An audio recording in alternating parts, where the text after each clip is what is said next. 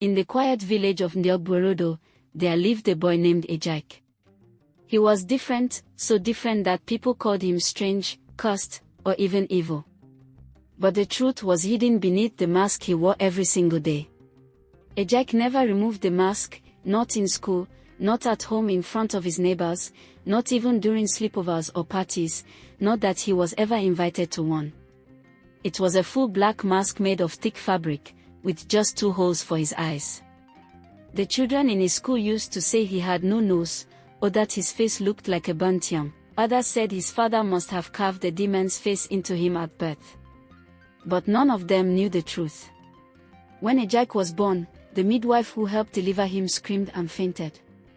His face had a strange mark shaped like a star, glowing slightly in the dark. The priest, the herbalist, even the village elders could not explain it. His parents were told to cover his face forever, or he would bring destruction. So they did. Ejike grew up wearing masks of all kinds, white ones, red ones, even wooden carved ones, but as he got older, he created one he could tie tightly and never remove. He was sharp, very brilliant in school. In class, Ejike answered all the questions correctly. His handwriting was neat, and he always helped others with maths and science. But no one wanted to sit next to him. "Spirit boy," they would whisper. "Who knows what's under that thing he wears every day?" One day, the new girl in school, Edeora, arrived from another town. She sat next to Ejike in class because no one else did. She was bold and didn't seem afraid of him. "Why do you wear a mask?" she asked, looking at him curiously. Ejike didn't answer. He turned his head away. "I won't tell anyone."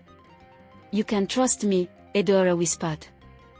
But Ejike had been warned all his life, do not show anyone your face. Not even your friends. Not even if they beg you. So he said nothing. The school bully, Chuka, who was jealous of Ejike's intelligence, didn't like how Edeora was getting close to him. He started planning something dangerous, something that would make the whole school turn against Ejike once and for all. But Ejike didn't know what was coming. He just continued being quiet, helping the teachers, and walking home alone. He didn't know his secret would soon come out, and the world around him would never be the same again. The day after Edeora sat beside him, Ejike walked into school a little earlier than usual. He liked to arrive before anyone else. It was the only time he could feel peace. No whispers, no stares. Just the quiet hum of the ceiling fan and the smell of chalk on the board.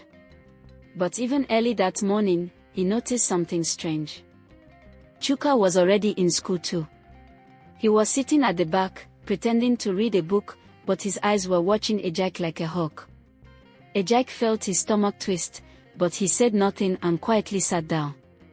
More students entered, and soon class began. As usual, Ejike answered questions quickly, wrote neatly, and ignored everyone. But something was different today. People were whispering more than usual. Giggles passed around the classroom like wind in dry leaves. "Edeora, what are they saying?" Ejike whispered.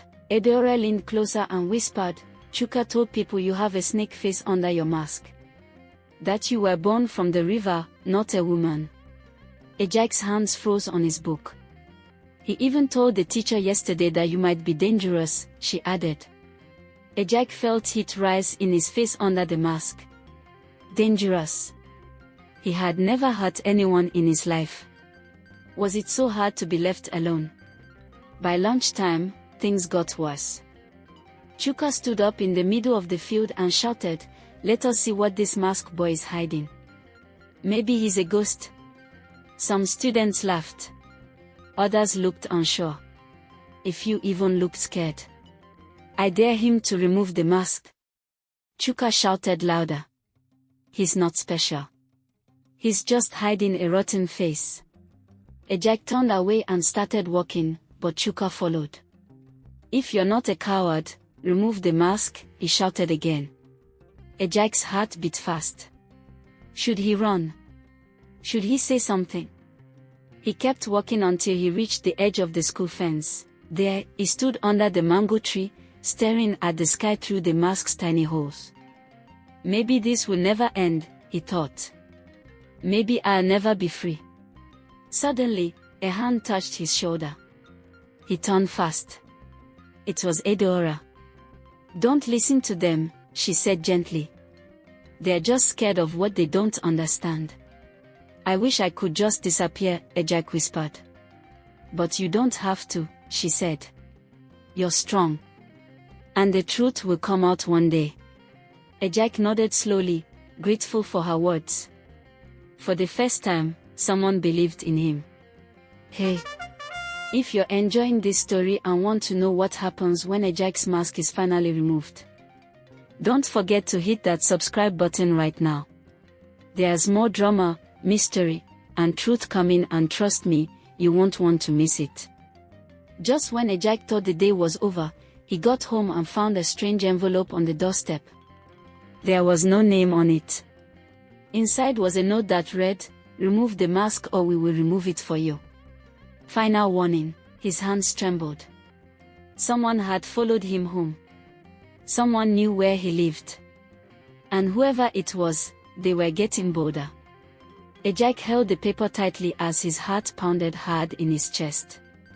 "Remove the mask or we will remove it for you. Final warning."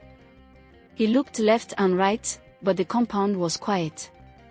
The only sound was the wind rustling through the banana trees beside the fence. His parents weren't home yet, they had gone to the village market. He was alone. He rushed inside the house and locked the door.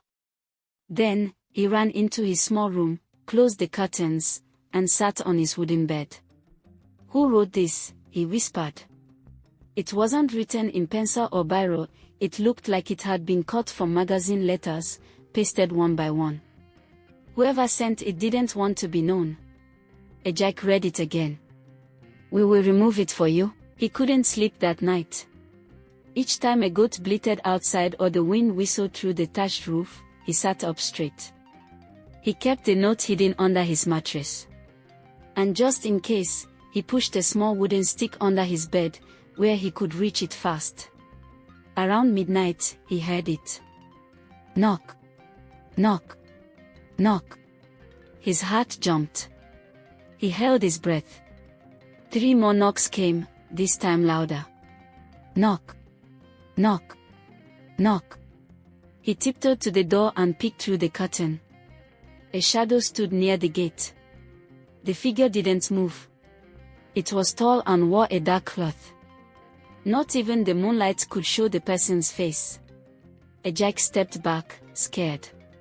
Then he heard whispering from outside. He couldn't hear the words clearly, but it was like someone chanting. A second voice joined. Then a third. That's when he knew it wasn't one person outside. It was 3. His body shook with fear. He slowly crawled to the back of the room and hid behind the wooden wardrobe. He stayed there until morning. When the sun finally rose, Ejak peeked outside. The shadowy figures were gone. But something was left behind on the doorstep, another note. This one was shorter. Tonight, the mask comes off. Ejak's legs gave way, and he fell to his knees. What had he done to deserve this? All he ever wanted was to live quietly. To study. To stay hidden. To not hurt anyone. He didn't even eat breakfast. He just wore his school clothes slowly and walked out with the new note stuffed in his pocket. On the way to school, his eyes scanned every path. Every bush. Every corner. He didn't notice that someone was following him from a distance and taking pictures.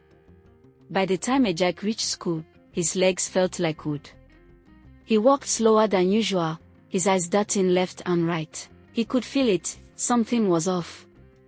The air felt thicker, the students' voices louder. It was as if the whole school had suddenly turned against him.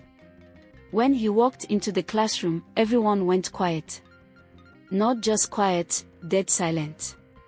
No laughter. No pencils scratching. No whispering. Just silent stares. Edeora rushed to his side and whispered, "Ejike, don't go to your seat. Someone placed something there." Ejike froze. "What do you mean?" he whispered back. "I don't know what it is," Edeora said, her eyes wide. "But I saw Chuka and his friends putting something under your chair this morning." Slowly, Ejike looked at his desk. A small black phone, hidden between books and a pencil case, had its camera lens pointing upward, ready to record. "They were trying to catch him unmasking. They want to record your face," Edeora hissed, grabbing his hand. "They want to expose you on social media." Ejike's heart raced. He turned and walked straight out of the classroom. The whispers returned immediately. "Coward. Spirit boy. He knows he's ugly. He's hiding a monster face." But he didn't look back. He walked until he reached the back of the school compound, where the mango trees grew wild and tall. That was the only place where the wind still felt like freedom. Edeora followed him. "They planned it, Ejike," she said quietly. "Chuka, Tachuku, and even Chinoza. They've created a WhatsApp group and everything. They were going to post the video online." Ejike sat on a tree stump and pulled his knees to his chest. "Why do they hate me?" he asked in a low voice. "Because you're different," Edeora replied. "And people fear what they don't understand." "They said they'll remove my mask tonight," Ejike whispered. Edeora looked shocked. "What? Who said that?" Ejike showed her the notes. Edeora read them, then folded them and put them in her bag. "We're going to report this to the principal." "No," Ejike said quickly. "If I do, they'll hate me more. And they'll still find another way." There was silence. Then Edeora spoke. "Then we'll find our own way too. We'll outsmart them." Ejike looked up at her. "How?" Edeora smiled. "We give them a show, but not the one they expect." Ejike didn't understand her plan yet. But he knew one thing. He wasn't alone anymore. The next morning, Ejike and Edeora arrived at school before everyone else. They carried a small black bag, a paper mask, some powder from Adora's grandmother's kitchen, and a plan. It wasn't perfect, but it was clever. It was something Chuka would never expect. "Are you sure about this?" Ejike whispered as they stood behind the school's kitchen, out of sight. Edeora nodded. "If we can't beat them with strength, we beat them with sense." She handed him a folded paper mask made from stiff cardboard and decorated with white and red paint. The eyes were slanted. The mouth had zigzag lines drawn across it. It looked like a demon's face from a Nollywood horror film. Ejike looked at it and sighed. "If I wear this on top of my real mask, people will panic," he said. "Exactly," Edeora grinned.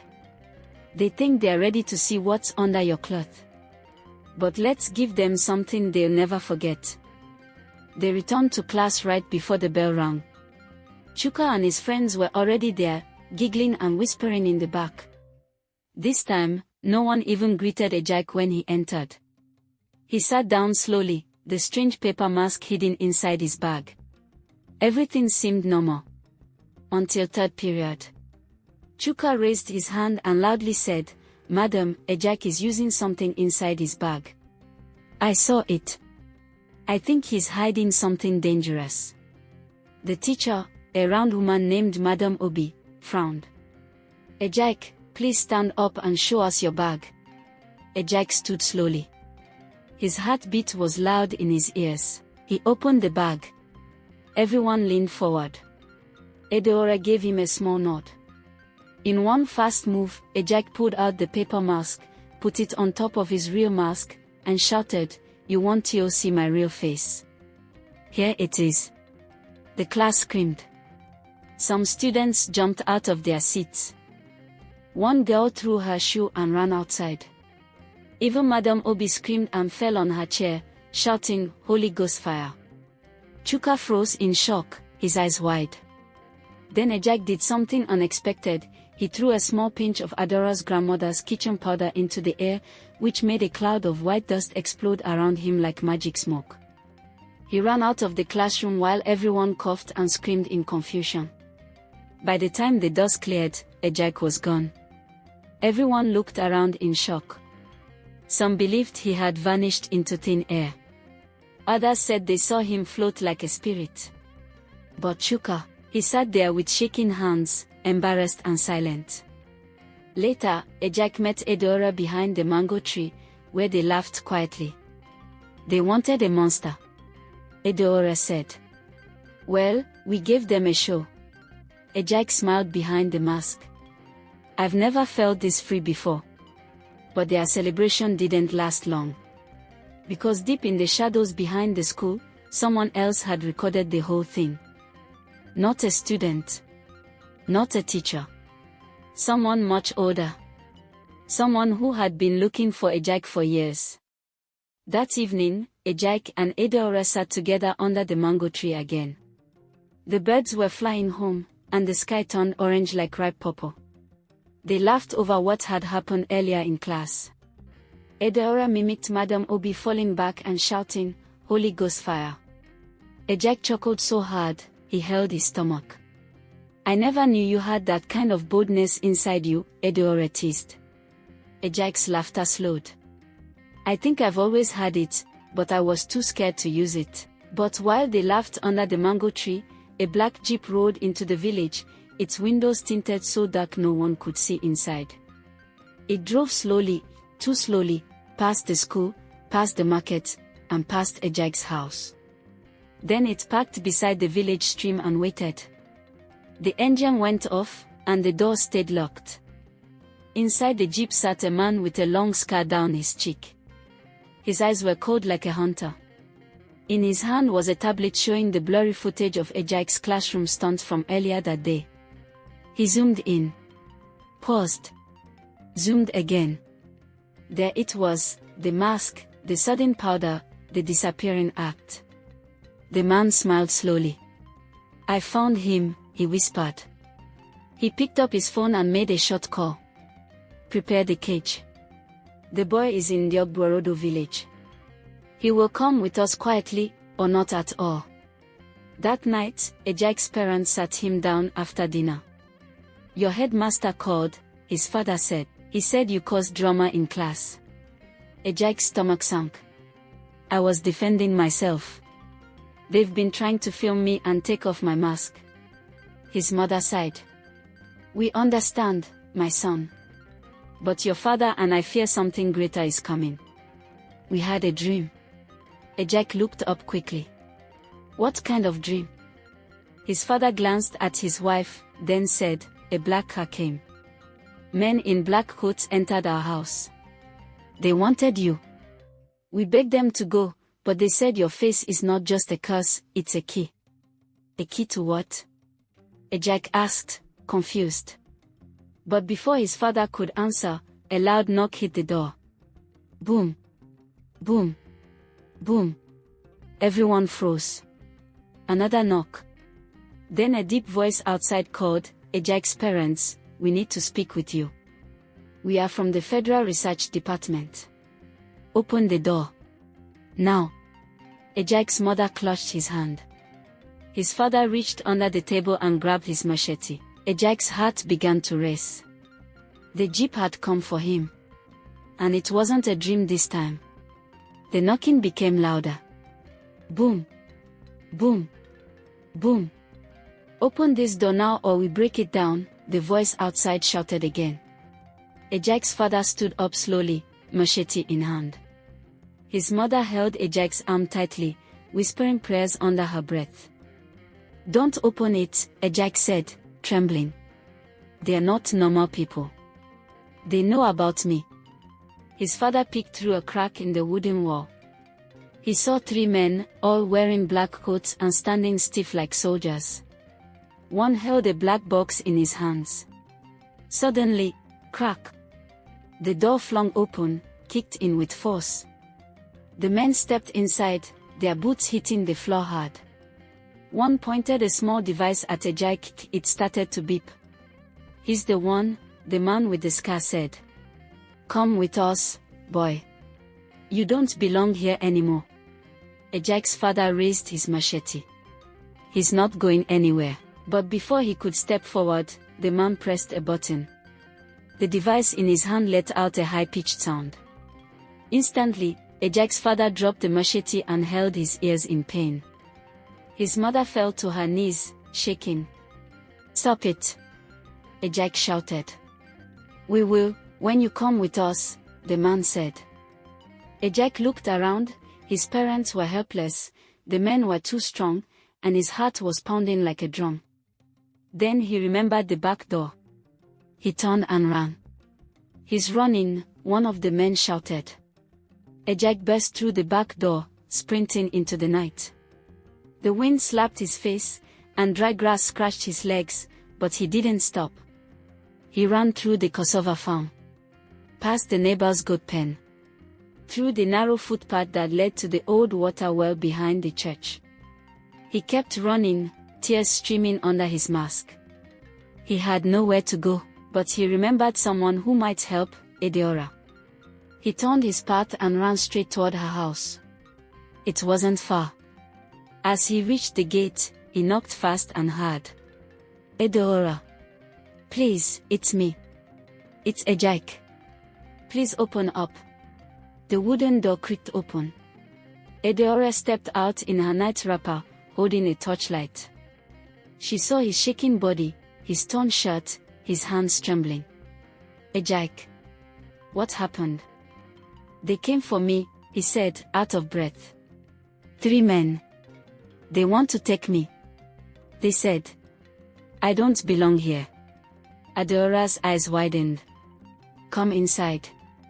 She pulled him in, shut the door, and bolted it. Inside, her grandmother stood from the mat, wrapping her shawl tighter around her chest. Who is this, Edeora? She asked. Edeora looked at Ejaik, then back at her grandmother. Grandma, she said. This is the boy with the mark. The old woman's eyes grew big. She stared at Ejaik for a long time. Then she whispered. So, it has begun. Edeora helped Ejaik sit on a wooden stool as her grandmother locked every window and drew the curtains tightly. The old woman, known in the village as Mama Ogodi, moved with surprising speed for her age. She returned to the center of the room and lit a second oil lamp, placing it near Ejaik's feet. I knew this day would come, she said in a low, firm voice. Ejaik looked at her, confused. You knew me. Mama Ogodi sat down gently on a raffia mat and nodded. Not you directly, but your kind. You are a child of the mark. The Ntoememe. A rare one. Born with a star that glows only when danger draws near. Ejaik looked down. His hands were shaking. They said I was cursed. You are not cursed, she said sharply. You are chosen. But the people of this land don't understand the difference. So they fear you. Edeora sat beside him quietly, listening. Mama Ogodi continued. Over 50 years ago, one other child was born like you. In a distant village called Ogboniko. He had the same mark, the same strange energy. But he was taken, just like they tried to take you tonight. No one ever saw him again. Ejaik's eyes widened. Taken by who? He asked. The Black Research Division. Government people. They say they are studying gifted children, but they are only looking for power. They want to use you for something they can't control. But why now? Edeora asked. Why are they chasing him now after all these years? Mama Ogodi shook her head slowly. Because the mark awakens fully at age 16. That's when the child's true power begins to rise. And Ejaik, how old are you now? I turned 16 last week, he whispered. Edeora gasped. They will not stop, Mama Ogodi said. Tonight was only the beginning. By sunrise, they will return with more men. And if they catch you, Ejaik, you will disappear. Ejaik sat frozen. His entire world was spinning out of control. So, what do I do now? Mama Ogodi stood, picked up a small woven basket, and poured dried herbs into a clay bowl. You run. But not just anywhere. You must go to a village where your power will be hidden until it matures. Where is that? Edeora asked. Mama Ogodi looked at her, then at Ejike. A place deep in the hills. A forgotten town called Umozwedini. Few know it exists, and only one road leads there. She walked toward a shelf and pulled out an old, dusty map road in goatskin. She opened it slowly, showing winding paths and red dots. This is the path. You must leave before first light. Take nothing but this map and your mask. Can Edeora come with me? Ejike asked quietly. Mama Ogodi looked at Edeora for a long moment, then nodded. She is brave. Her spirit is strong. She will guide you. Thunder rumbled outside. Far in the distance, they heard engine sounds, vehicles approaching from the forest. Ejike stood up. Edeora grabbed her shoes. Mama Ogodi whispered one last thing as she handed him a leather pouch. This pouch holds ash from the first fire your mother lit when you were born. Burn it if you are in danger. It will protect you, once. Ejike tied it around his neck. Then, without looking back, he and Edeora stepped out through the back door and into the night, toward Umozwedini. The wind howled behind them. The chase had begun. Ejike and Edeora ran through the forest path, guided only by Mama Ogodi's map and the small beam of light from Edeora's torch. The village dogs howled in the distance, and the hum of engines faded behind them. By the time the sky turned pale orange, they had crossed the last stream near the banana grove. Before them stood a narrow hill path, overgrown and silent. At the top, barely visible, was a wooden sign that read, "Welcome to Umozwedini." They were close. As they climbed the rocky hill, their feet bleeding and their clothes stained with red earth, Edeora whispered, "Look, there's smoke. Someone's cooking." Indeed, small thatched huts lay beyond the hill, and in front of one, an old man was roasting maize. He turned slowly as they approached. "You found it," the man said calmly. "I've been expecting you." Ejike frowned. "How? Who are you?" The man smiled. "I was the boy born 50 years ago with the same mark. My name is Okena. I escaped. Barely. And I've been hiding here since." Ejike stepped closer. "Why didn't they find you?" "Because this village is hidden by a veil, a spiritual covering," Okena explained. "Only those with the mark, or those guided by truth, can enter." Edeora stared. "So we are safe here."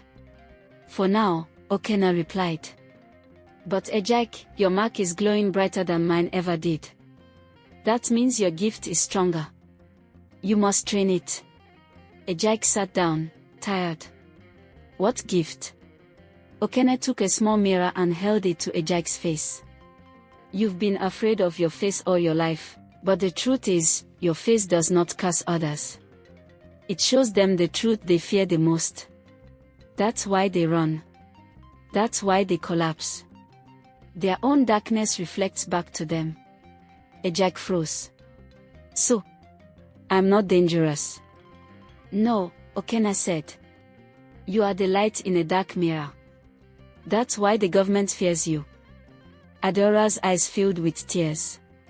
"You mean, all this time, he was hiding not because he was ugly, but because the world wasn't ready for truth?" "Yes," Okena nodded. "But now the world is changing. And soon, it will come knocking again." Ejike untied the mask slowly. For the first time since he was a baby, he removed it. Edeora gasped. His face was glowing. Not just beautiful, but pure. His eyes shimmered like sunlight through water. "You are not what they said you were," Edeora whispered. "You're not a monster, you're a messenger." Okena smiled gently. "And when you are ready, Ejike, you will return to the world, not to hide, but to shine. Ejike took a deep breath. He looked over the hill, back at the path where they had come. He wasn't afraid anymore. He had finally removed the mask, not just from his face, but from his heart. And in that hidden village, as the sun rose over Umuozuedini, a legend was born. I hope the story was enjoyable to you. If so, do give the video a like. Tell your loved ones and friends about it. Don't forget to leave a comment, subscribe to the channel, and activate the notification bell for more captivating stories like this one. Goodbye.